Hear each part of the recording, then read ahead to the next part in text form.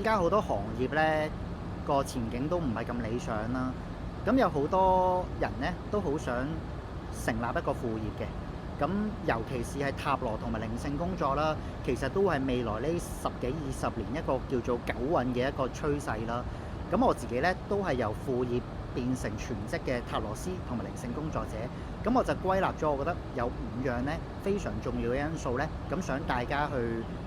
作為一個提示提點啦，同大家去交流分享一下嘅。咁首先呢5樣嘢當中係啲乜嘢呢？第一樣嘢關於收入不穩，係啦，因為開頭呢，當你接觸，例如可能我學習完塔羅或者靈性工作嘅時候呢，其實呢一個工作呢，或者呢一門生意呢，其實就唔係話我要雄心壯志，我一定要做到 number 1，你就會做到啦，係啦，因為開頭呢，你預咗有機會係播種期啦，收入呢會有機會好唔穩定嘅，咁所以呢，我哋都要有一個最好嘅準備同埋最壞嘅打算啦。咁尤其是可能我哋本身都會有一份正職嘅工作嘅，咁到底副業呢，可能我哋開頭呢都要預咗嗰個期望與現實上面嘅落差嚇。咁呢個第一樣嘢。咁我認為第二樣嘢比較需要注意嘅係啲乜嘢呢？係關於時間控制啦。如果本身有份正職，你再需要一啲時間呢去